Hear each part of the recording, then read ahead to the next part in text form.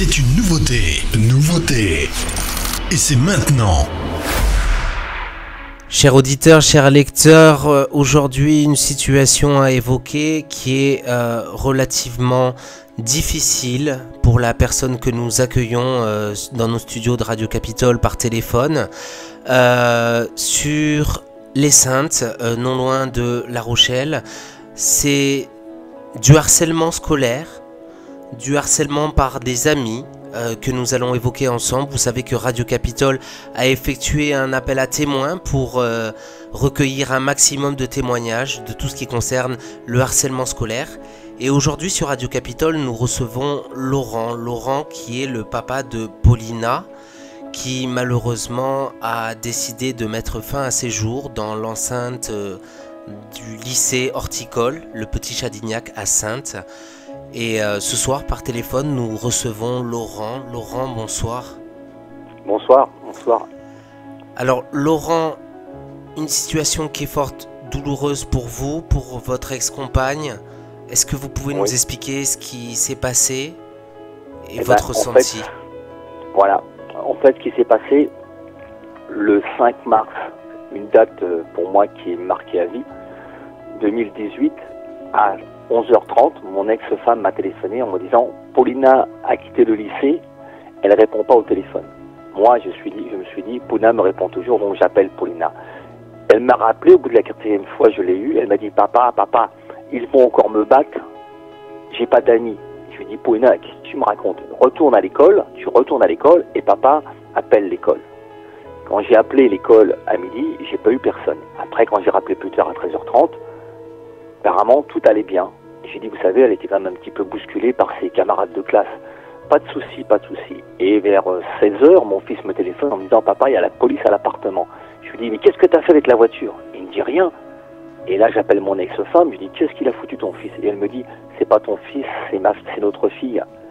Et elle pleurait. Et là, elle me dit, je suis dans la voiture de police, j'arrive. Et là, je me suis dit, mais qu'est-ce qu'ils veulent? Je me suis dit, bon, elle est sortie samedi, elle a fait des conneries dans un concert, ou je sais pas, on sait jamais, vous savez, les jeunes.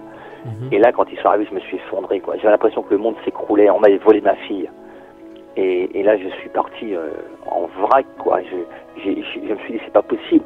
Et je me suis dit, elle était si joyeuse, si gaie.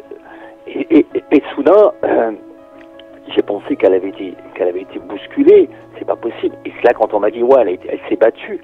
Elle s'est battue, ouais, elle s'est battue. Et puis après, j'ai d'autres jeunes gens qui m'ont dit, mais elle a été battue plusieurs fois à l'école. Et là, soudain, je me suis dit, mais c'est pas possible. Elle était gentille avec tout le monde. Et là, tout le monde disait, elle est gentille. Donc je me suis dit, pourquoi elle s'est pendue? Et là, soudain, j'apprends qu'elle s'est pendue et que la corde, c'est même pas elle qui l'a mise. C'est un autre élève qui l'a mis pour lui.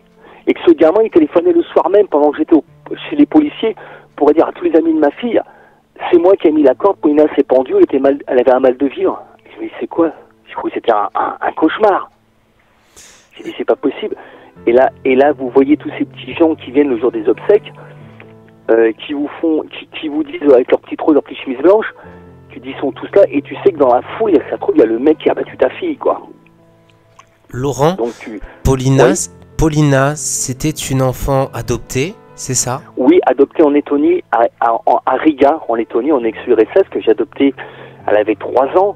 Donc il y avait quelque chose, c'était plus que père-fille. Vous voyez, en fait, je l'ai peut-être trop mis sur un piédestal. La relation entre vous, Laurent, entre vous et Paulina, elle était comment, cette relation? Elle était, comment se dire, tout ce que je faisais, elle le savait, tout ce qu'elle faisait, je le savais. On se disait tout. Il n'y avait rien. Il y avait une confiance totale. Rien n'était caché? Rien n'était caché. Elle savait pourquoi elle était adoptée. Elle avait un classeur où il y avait toutes ces photos de bébés et tout ça qu'on n'avait jamais caché avec sa maman. Dès le départ, elle savait qu'elle était adoptée. Donc là-dessus, il n'y avait pas de souci. Normalement, pour ses 18 ans, elle devait repartir à Riga en Lettonie pour revoir son pays. Voilà. Et donc, comme elle était fan de voitures anciennes, elle avait voulu une Visa. Donc, je venais d'acheter la Visa pour elle, sur laquelle elle avait collé des fleurs. Donc, elle était très proche de la nature, ça c'est vrai, elle aimait les animaux, elle aimait tout ça. C'est vrai qu'elle avait un niveau intellectuel assez élevé. Mhm. Elle se... Voilà. Mais bon, voilà. Je m'excuse, des fois, je m'emporte un peu. Non, non, mais j'entends bien et vous avez tout à fait raison de vous exprimer. Laurent, si j'ai une question à vous poser, c'est lorsque l'on est victime de harcèlement scolaire, même en dehors de la scolarité, on essaye de cacher sa douleur. Est-ce que vous pensez que c'était le cas de Paulina? Oui, c'était le cas. La seule chose que j'aurais d'ouvrir les yeux, c'est quand elle m'a dit, papa, est-ce que je voudrais faire du sport de combat? Pour pouvoir se défendre. Voilà. Et en fait, je lui avais acheté un couteau parce que je dis, quand tu sors le soir, on sait jamais, tu te fais agresser, tu t'en sers, je préfère aller te voir aux prisons qu'au cimetière. Et quand elle est décédée, j'ai demandé au policier s'il avait trouvé un couteau dans son cartable. Il me dit non, il n'y avait pas de couteau. Quand je suis rentré à la maison, j'ai trouvé le couteau dans ses affaires rangées. Je me suis dit, elle l'a pas emmené à l'école parce qu'elle savait qu'elle s'en servirait au cas où. Et donc là, dans ma tête, ça a fait un clash. Je me suis dit, si elle l'a pas emmené pour se défendre, c'est qu'elle savait qu'elle sortirait là-bas. Laurent, c'est l'enquête qui a déterminé que Paulina était victime de harcèlement ou c'est vous qui avez mené votre propre enquête? C'est moi dès le départ et depuis 3 mois, en fait, jour et nuit, je suis sur tout ce qui peut exister. J'espionne. Je vais être franc, je vais avoir des problèmes avec la justice, j'en suis sûr, parce qu'en fait, j'avais créé un compte Facebook à son nom pour à mon tour approcher les gens. Je les ai invités de son école pour venir, pour qu'ils puissent se confier. Et bon, grâce à ça, j'ai pas honte de le dire, j'ai réussi à avoir des témoignages positifs. Tous les témoignages, je les ai remis à la police. Ce sont quel type de témoignages que vous avez eu? Comme quoi, elle avait été bousculée, frappée parce qu'elle aimait les filles, des choses comme ça. Donc il y avait un jugement qui était porté sur elle, sur... oui, sur ses cheveux. On m'a dit avec ses cheveux courts, style bouddhiste, ses vêtements un peu larges, sarouel, et puis des choses comme quoi elle aimait les jeunes filles. Mais ça me gênait pas puisqu'elle me l'avait dit. Je veux dire, vous voyez.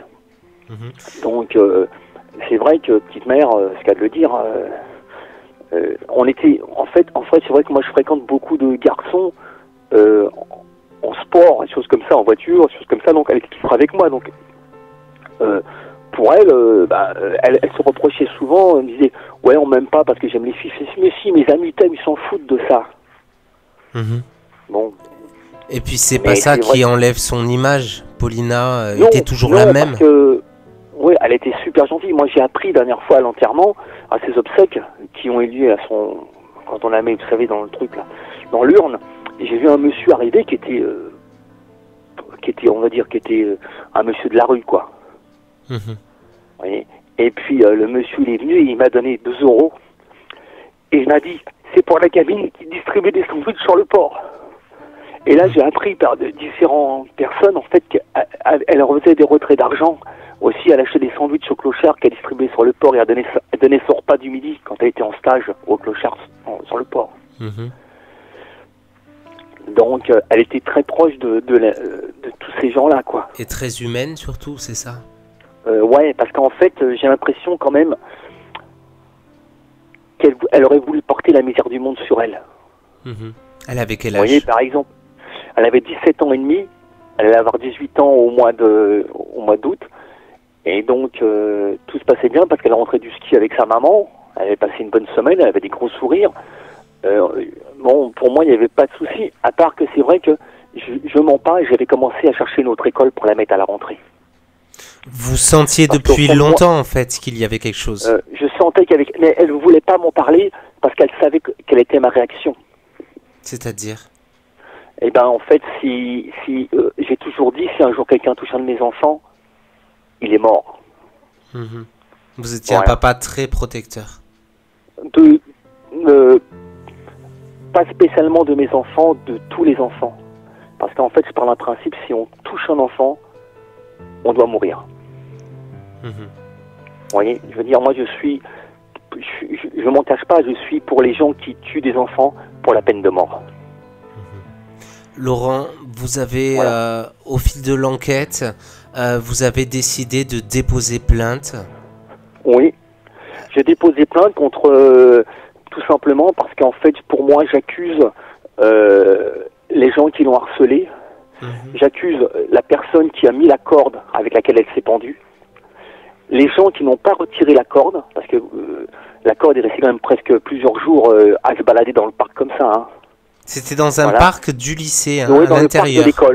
Dans le parc de l'école, ouais. Et qu'a fait les services de l'éducation nationale, le directeur de l'établissement? Il y a quand même des surveillants, il y a du passage. Là, le problème, c'est qu'est-ce qu'il s'est passé? Ils m'ont juste contacté avec sa maman pour me dire que Paulina était décédée. Et après, le jour des obsèques, c'est ce que j'ai eu le plus mal, c'est que le soir même du décès de Paulina, j'ai reçu à la maison une lettre sur mon mail, comme quoi, suite à un décès d'un enfant dans l'école du Petit Chavignac, si ma fille rencontrait des problèmes, elle pouvait rencontrer le psychologue. Alors que c'était ma fille qui était au bout de la corde, quoi. Vous voyez? Ouais. Donc il y a pas de mauvaise intention de la part de l'établissement, mais il y a simplement une incompréhension et une difficulté à gérer l'incident qu'il y a eu, le décès de Paulina. Voilà. Et après, le jour des obsèques, il y a quand même eu des gens de l'éducation nationale qui sont venus poser, parce qu'il y avait plus de 150 personnes, ils sont venus poser des questions sur le comportement de Paulina à l'extérieur de l'école, alors qu'il y avait plein de gens qui ont été choqués parce que c'était des obsèques. Ils m'ont dit, même la police ne fait pas ça. Voilà. Donc c'est vrai, j'ai été très en colère contre eux. Bon, maintenant, moi j'en veux surtout à ceux qui lui ont fait du mal. Mais bon... les services d'enquête, Laurent, les services d'enquête vous ont aiguillé sur certaines hypothèses, certaines personnes qui auraient pu être mêlées à ce décès? Ils m'ont seulement dit que le harcèlement était toujours dur à prouver. C'est pour ça que je me suis mis à la chasse, à trouver des témoins. Et j'ai demandé à ces personnes-là d'aller de même témoigner, quoi. Parce que j'avais reçu plein de courriers, donc je les avais remis à la police, mais je voulais une personne physique. C'est-à-dire qu'elle avait reçu plein de courriers? Des courriers de menaces? Moi, j'avais reçu des courriers par mail, par Facebook, des choses comme ça, des gens qui me disaient que Paulina a été bousculée, mais c'était jamais une personne physique, c'était toujours des on-dit. Des on-dit, voilà. Et là, quand cette jeune fille m'a dit la vérité, en fait, ça m'a soulagé un peu, quoi, parce que je me suis dit, Paulina ne m'a pas menti, elle m'a bien dit ce qui s'était passé, que c'était vrai.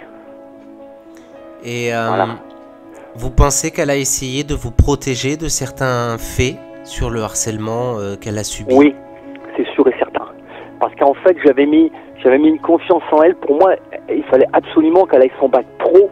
Et donc, je pense qu'elle a eu peur de me décevoir en quittant l'école, vous voyez. Alors qu'en fait, j'aurais préféré qu'elle quitte l'école ou qu'elle me dise ce qui s'était passé que ça. Mais bon, c'est vrai qu'on avait une complicité du style, j'avais autorisé, par exemple, elle avait bientôt 18 ans, à sortir le samedi soir, aller au concert, du moment qu'elle rentrait et que l'école, elle ne sorte pas la semaine. Alors bon, c'est vrai qu'on m'a reproché des choses comme ça, mais bon, à 18 ans, je ne vais pas l'attacher non plus. Je savais qu'elle fréquentait. Il y avait une sorte de liberté que vous lui laissiez, tout en la responsabilisant sur certaines choses. La liberté que je n'ai pas eu moi, parce que mon papa est un ancien militaire. Donc j'ai pas eu de liberté, moi, jusqu'à l'âge de 18 ans, il fallait que je mange à 7 heures, que je sois couché à 10 heures. Donc je me suis dit, avec mes enfants, ça se passera autrement. Et c'est vrai que j'ai 3 garçons, j'en ai un qui pour moi, j'ai pas loupé, puisqu'il y en a un qui est chef d'entreprise, le deuxième a un très bon emploi aussi, il va bientôt être aussi chef d'entreprise, et le dernier aussi, ça se passe bien, l'avant-dernier que j'ai adopté aussi en Lettonie, ça se passe bien pour lui, quoi. Laurent, voilà. Qu'est-ce que aujourd'hui vous avez l'intention de faire par rapport au harcèlement scolaire? Est-ce que vous avez l'intention de recueillir un maximum de témoignages de gens qui auraient pu être aussi victimes de harcèlement dans cet établissement ou dans un autre? Mais est-ce que vous avez l'intention de combattre ces oui, je suis rentré en guerre contre le harcèlement. Et j'essaye de voir ce que je peux faire. De toute manière, c'est simple, je suis allé sur le site des élèves du Petit Chadignac, où elle était scolarisée, et j'ai vu des témoignages de jeunes qui ne sont plus dans cette école-là depuis plusieurs années, qui avouent avoir été harcelés et tombés dans la drogue à cause de tout ça. Et ça, c'est sur le Facebook, c'est pas moi qui l'ai inventé, c'est eux qui ont écrit sur le site du lycée. Vous voyez, donc je me dis, c'est pas d'aujourd'hui, c'est pas la première. Est-ce qu'il y Voilà. avait, au début, est-ce qu'il y avait comme une forme de bizutage qui aurait pu être transformé justement en harcèlement régulier, constant? Bah, c'est qu'un jour, elle est rentrée, elle avait, on va le dire, elle avait la tête au carré, quoi. C'est-à-dire? Et ben, elle s'était pris, elle avait les lèvres gonflées, elle avait le visage, elle avait pris une... Il y a eu des elle faits avait de pris- violence. Voilà, et puis là, j'ai dit, papa, il va monter. Non, non, tu t'en mêles pas, j'ai géré, ça va mieux, ça se passe bien. Et bon. Alors après, je me suis dit, bon, bah écoute, si ça se passe bien, et puis, bah, en fait, on se rend pas compte, on peut pas penser que ça peut arriver à votre enfant. C'est des choses que vous dites, ça arrive qu'aux autres, en fait. En fait, je me suis jamais penché sur ce problème-là avant que ça arrive. J'ai jamais vu qu'il y en avait autant d'enfants harcelés. Parce qu'en fait, vous pensez pas que ça peut vous arriver à vous. On pense qu'à soi, on pense pas. Et là, en fait, maintenant, je pense qu'à tous ces gamins qui sont comme elle, harcelés, ou parce qu'ils sont gros, parce qu'ils sont noirs, parce qu'ils sont gays, parce que je me dis c'est pas possible. C'est pour ça que j'ai lancé un appel pour les obsèques de Paulina. J'ai lancé un appel sur mon Facebook où j'ai été bloqué, je sais pas par qui, on m'a bloqué plusieurs fois, mais heureusement ça a réussi à passer par d'autres personnes. Et j'ai invité tous ceux qui sont gays, noirs, gros, maigres, pas beaux, qui sont harcelés ou qui sont harcelés à venir aux obsèques de Paulina pour que les gens voient ce que c'est quand on est harcelé et qu'on retrouve son enfant dans une boîte. Vous voyez ce que je veux dire? C'est horrible. Parce qu'en fait, je me dis, moi, ce que je souffre là, ça se trouve, il y a plein de gamins qui souffrent comme Paulina. Et j'en suis sûr qu'il y en a plein. Alors, on va donner juste par rapport à nous, le travail qu'on a formé par rapport à votre histoire, Laurent. Le harcèlement scolaire, c'est 1,2 million, c'est le nombre d'élèves en primaire et au collège qui sont concernés par le harcèlement scolaire. Alors, ça commence par des insultes, des brimades, des coups, autant de mauvais traitements quotidiens qui sont infligés à ce qu'on appelle des têtes de turc ou des souffres-douleurs. Par manque effectif de temps ou de formation, les instances scolaires ne détectent pas toujours ce fléau. Vous êtes dans... Oui, dites-moi. Je sais, mais j'en veux pas spécialement aux profs. Je les comprends, mais bon, je veux dire, à un moment donné, ils savaient m'appeler quand elles faisaient des bêtises. Dans ce cas-là, quand elle était pas bien ce jour-là, ils auraient dû, je sais pas. Alors, parce qu'en fait, la corde, elle n'aurait pas été là, elle serait pas pendue. Oui, tout à fait. Voilà. Ou elle aurait trouvé une autre façon de faire aussi. Vous pensez pas? Oui, non. Puisque dû à ce harcèlement, Laurent, dû à ce harcèlement, psychologiquement, elle était déjà très affectée probablement. Et si elle est passée par là, c'était que pour elle, elle avait pris sa décision. Moi, la question que je me pose, c'est qu'on a quand même, dans le cadre de harcèlement scolaire, moral, sur des enfants, sur des adolescents, plus précisément, on a des signes physiques ou psychiques qui auraient pu alerter autant l'équipe éducative que vous, à savoir des troubles du sommeil, irritabilité, agitation, susceptibilité ou repli sur soi, ou bien des troubles de l'anxiété et du stress. Est-ce que c'était le cas de Paulina ? Oui, elle ne voulait plus. Elle faisait tout pour mal au ventre, pour pas aller à l'école, des choses comme ça. Et c'est vrai que lundi matin, avec papa, j'ai mal au ventre. Et vous pensiez que c'était dû à autre chose? Je me suis dit, tiens, bon, elle est sortie ce week-end, elle a fait la fête, et puis voilà. Et puis ce qui m'avait surtout surpris, en fait, c'est qu'elle avait changé son look vestimentaire d'un seul coup. Elle allait à l'école en jean normal, avec sa casquette normale, alors qu'avant, elle allait en sarouel, elle était, voilà. Je me suis dit, qu'est-ce qui se passe? Et après, elle voulait plus se montrer en maillot de bain ou en short devant moi. Alors un jour, je me suis fâché, je lui ai demandé qu'est-ce qui se passe. Elle me dit non, parce que j'ai des bleus, je me suis blessé en travaillant. Alors je me suis dit, bon, comme tu es horticulteur, c'est normal, hein, les branches, tout ça. Et puis après, j'en ai parlé, après le décès de Paulina, à des amis horticulteurs qui m'ont dit, mais ouvre les yeux, mon pauvre, c'est pas les branches qui font ça. C'est des bleus qu'elle avait, ta fille, sur les jambes. Et là, je me suis dit, putain, c'est pas vrai que tout le monde m'ouvre les yeux et je voyais rien, quoi. J'avais une telle confiance en elle que je me suis dit, s'il y a un problème, elle me le dira, parce qu'on se disait tout. Voilà, donc je me suis dit, bon, c'est pas possible. Et là, après, les gens vous téléphonent le soir pour vous dire, vous savez que votre fille, elle aimait les filles, vous savez que votre fille, elle avait fumé le pétard de temps en temps. Je dis, ouais, mais alors, ça change quoi? Alors, tous ces gens qui étaient soi-disant ses amis, en fait, ils sont vite changés de... En fait, je ne savais plus qui était qui, quoi. Et en fait, c'est là que je me suis aperçu, quand il y a eu ces obsèques, je me suis dit, mais... en fait, je connais même plus ma fille, quoi. Je savais même pas qu'elle était battue avant qu'elle me le dise à midi moins le quart. Donc, le reproche que je me suis fait, pourquoi est-ce qu'à midi moins le quart, j'ai pas pris ma voiture, j'ai pas été la chercher à l'école? Tout simplement parce qu'il y a plus de 100 kilomètres. Je me suis dit, elle sort dans 2 heures, bon, on va rentrer. Et voilà, quoi. En fait, je m'en veux plus à moi qu'aux autres, parce que pour moi, je suis coupable de ne pas avoir été la chercher à l'école. Mais c'était une chose que vous ignoriez totalement, et puis visiblement son appel, voilà, sa qu'avant confession qu'elle de me midi dise, n'était quoi. pas un appel au secours. C'est pour vous, ça vous semblait pas un appel au secours, ça vous semblait plutôt d'une révélation à vous dire ça ne va pas. Voilà. Mais vous qui connaissiez votre fille, vous n'auriez jamais pensé qu'elle était au bout, vraiment. Au bout, non. Je pensais pas surtout qu'elle allait faire ça. Je savais parce que quand elle m'a dit, papa, je coupe mon téléphone, je retourne à l'école, comme tu m'as dit, je me suis dit oui. Et là, quand j'ai rencontré les professeurs qui m'ont dit oui, elle a voulu revenir en cours, on n'a pas voulu d'elle, on l'a emmenée voir la dame qui s'occupe de la responsable des cours. Bon, voilà, ça, pour moi, je me suis dit, bon, bah écoutez, ça s'est bien passé. Elle a repris. Et puis après, pour moi, elle était repartie en cours. Voilà, et je me suis dit, je comprends pas comment ça se fait qu'après, il n'y a pas eu de surveillance, qu'on l'a laissé comme ça. Et puis, je veux dire, c'était... En fait, pour moi, le 5 le monde s'est écroulé, quoi. Vous voyez, si j'avais eu le bouton rouge sous la main pour envoyer la bombe nucléaire, j'aurais tout fait péter. Laurent, vous êtes divorcé, mais fort heureusement, vous vous entendez bien avec votre ex-compagne. Oui, très bien, il n'y a pas de souci, on est ensemble dans notre combat. Comment ça se passe depuis la révélation du décès de Paulina? Comment elle le vit, elle, en tant que maman? Très mal, parce qu'en fait, on s'est relayé après le décès de Paulina pendant une semaine. Elle faisait la nuit, je faisais le jour pour être toujours à côté d'elle.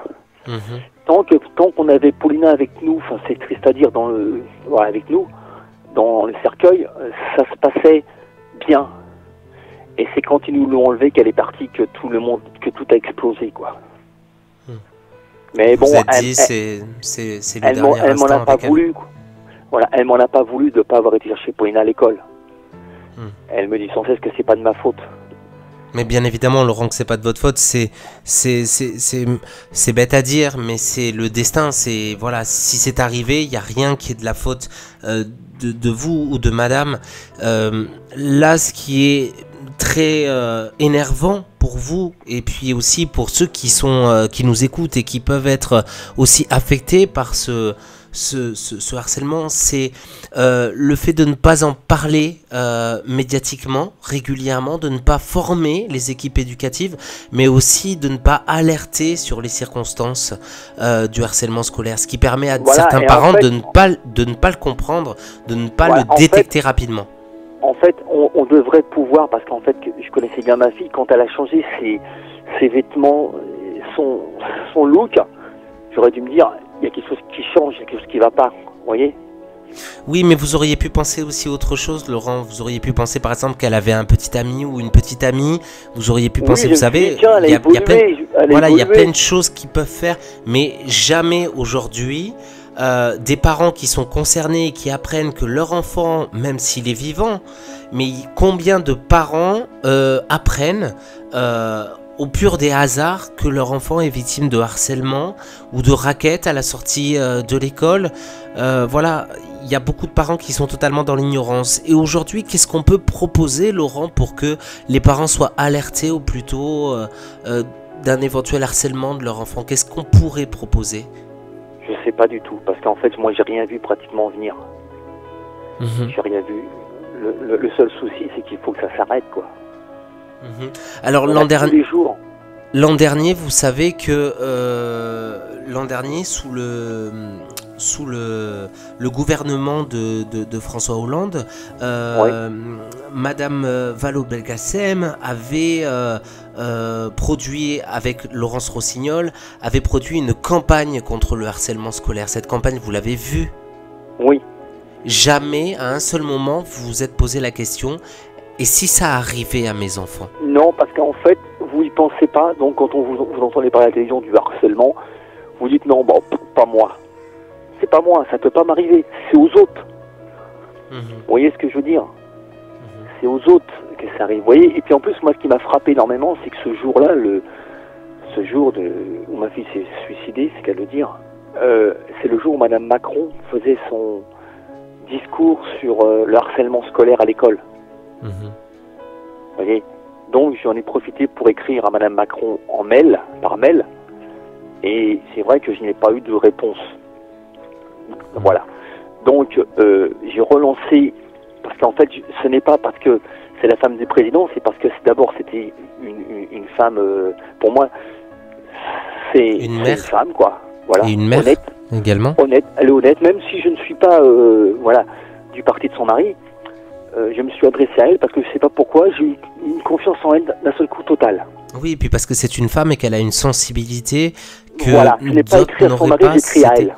Oui, tout à voilà. fait. Et donc j'ai appris ce soir en fait qu'elle avait lu l'article du journal de France 3 et donc elle avait contacté le journaliste pour me faire suivre le numéro de l'homme qui s'occupe de ses papiers pour avoir elle-même en main ma lettre. Voilà, donc voilà. Voilà. Mais c'est vrai qu'en revenant pour Paulina, on s'en rend pas compte, quoi. Parce qu'en fait, vous vous dites, dans 3 mois, tu as 18 ans, c'est la liberté. Si tu veux plus vivre chez maman ou vivre chez papa, tu choisis. Vous voyez, tu peux faire ce que tu veux. Et en fait, je me suis dit, ouais, mais alors pourquoi elle a fait ça, puisqu'elle savait qu'elle était majeure. Et là j'ai des amis qui m'ont dit, mais elle était majeure, mais elle n'était pas libre de l'école. Elle avait encore l'école pendant 2 ans. Et c'est là que je me suis dit, putain, c'est pas vrai, c'est quand même pas à cause de l'école. Et c'est là que j'ai commencé à chercher, j'ai créé des faux comptes Facebook. Donc je sais que ça me retombait dessus. Je sais bien que juridiquement, je n'avais pas le droit. Mais j'ai réussi quand même à trouver des témoignages grâce à ça, quoi. Mais vous avez bien fait d'un côté, puisque ça vous a permis de comprendre certaines choses aussi, Laurent. C'est surtout que ça m'a permis de ne pas descendre dans le lycée faire des bêtises. Voilà. Parce qu'en fait, je pense que beaucoup de parents, de papas, réagiraient comme moi, sur le coup de la colère. Alors, vous savez, Laurent, également, enfin, votre témoignage est tellement poignant que, vous voyez, même moi, je suis sidéré. Mais bien souvent, à la maison, lorsque ça va pas, on a un autre comportement à l'école, c'est-à-dire que on se sent plutôt libéré d'être à l'école avec les copains. Pour Paulina, c'était l'inverse. Oui, c'était l'inverse, parce qu'en fait, quand on était à la maison, moi, chez moi, on avait signé dès le départ un compromis, quand je me suis installé avec Nathalie, ma nouvelle amie, on avait signé un compromis, tu viens à la maison, c'est-à-dire que le soir, tu es à l'heure à table, et tu ne sors pas la semaine. Le week-end, tu peux sortir, aller au concert, des choses comme ça. Comme tous les jeunes, je sais que tu vas fumer un petit pétard, j'étais tolérant. Voilà. Bon. Et après, voilà, ça se passait bien, donc il n'y avait pas de souci. Et c'est vrai que à chaque fois qu'elle retournait à l'école, je ne comprenais pas pourquoi elle tirait une gueule pas possible. Et quand je l'emmenais chez son employeur en bac pro, là c'était la banane totale. Je dis putain, mais en fait, ce qu'il te faudrait, c'est passer un bac pro sans école. Là elle me dit oui. Mais je dis c'est pas possible. Il faut que tu ailles à l'école et chez l'employeur. Et comme elle aimait son travail, elle était passionnée par la nature, des espaces verts, donc elle lisait que des bouquins là-dessus, elle était toujours en train de s'instruire sur les gibes, sur les bouquins, sur les arbres, sur les... Des fois c'était même catastrophique parce que je n'arrivais pas à suivre. Laurent... Et puis elle avait un niveau, on va dire un niveau, vous voyez, elle était à l'école avec des plus jeunes qu'elle, alors qu'elle avait un niveau... elle s'entendait mieux avec les adultes qu'avec les enfants. Voilà. Mais c'est souvent les gens qui sont, les personnes qui sont les plus libres de faire ce qu'ils aiment, et aussi bien au niveau social qu'à la maison avec papa ou maman, qui commence à apprendre plus la vie de tous les jours, et notamment le fait qu'elle ait été en bac pro en alternance, et qu'elle fasse quelque chose qui lui plaise, lui a permis effectivement de grandir, de se sentir libérée. Si aujourd'hui Paulina était encore avec vous, et d'ailleurs elle est encore avec vous, et oui, elle est encore avec moi, parce qu'en fait malheureusement ça m'arrive encore de lui parler, donc je pense que des fois je dois passer pour un malade, mais en fait j'ai pas, pour moi je suis dans un cauchemar, et elle va rentrer, elle va pousser la porte. Mais parce que cette étape se fera lorsque vous aurez complètement fait votre deuil, Laurent, c'est pour cette raison. Oui, mais bon, c'est pas facile, parce que voilà, je me suis dit, j'ai été la chercher en Lettonie pour l'adopter, je l'amène en France, et en fait elle meurt ici, quoi. Oui, mais après, ça, c'est quelque chose que vous ne pouvez vous reprocher, Laurent, vous comprenez ça? Oui, mais bon, le problème, c'est que je me reproche quand même, quoi. Voilà. Si Paulina était encore avec nous, qu'est-ce que vous aimeriez lui dire? Papa, il t'aime.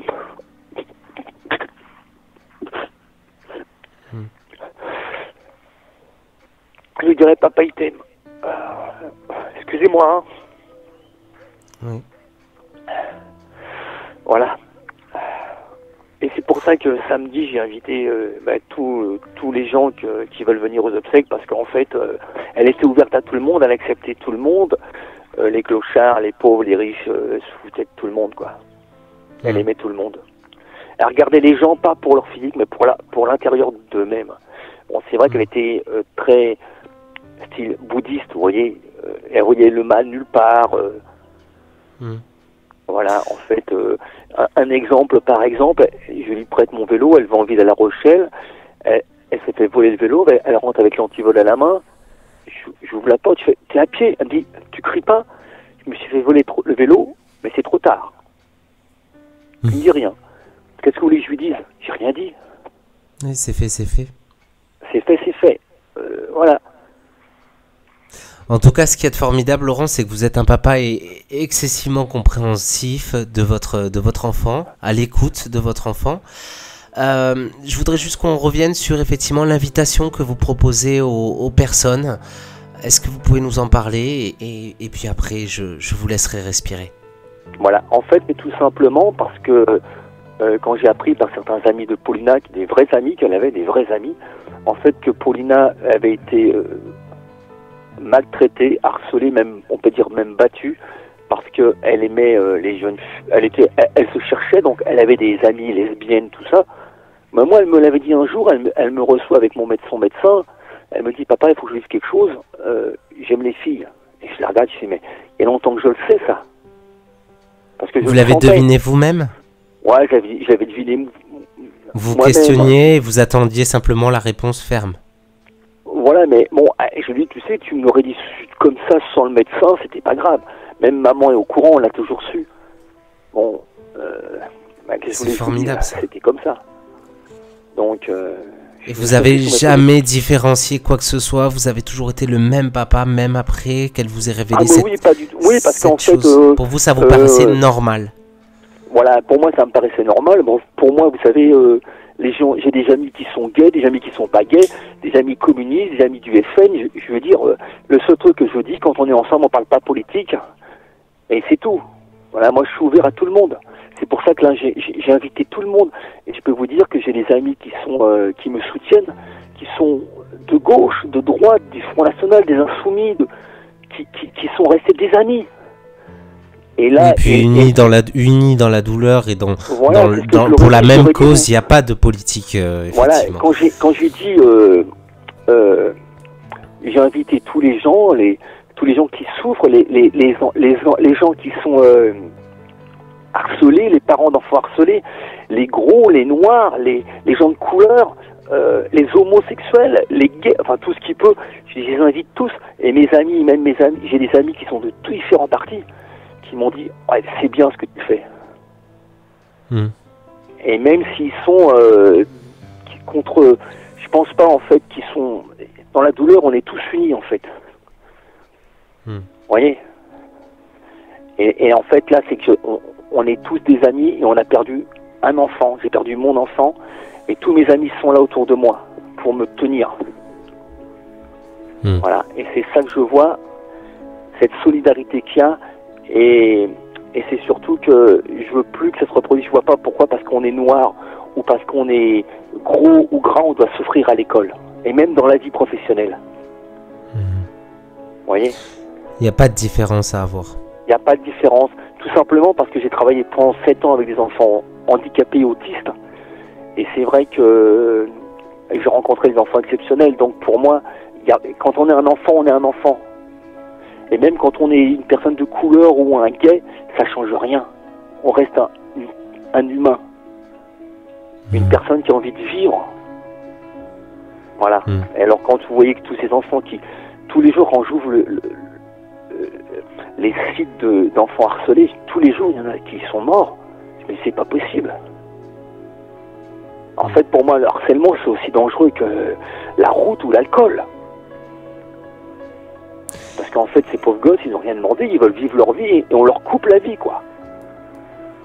Enfin, je ne veux pas vous embêter trop longtemps avec... non, mais vous avez entièrement raison et vous avez de très belles paroles. En fait, quand vous perdez un enfant, on vous envoie voir le psychologue, on vous donne des médicaments, mais en fait, c'est pas la solution, quoi.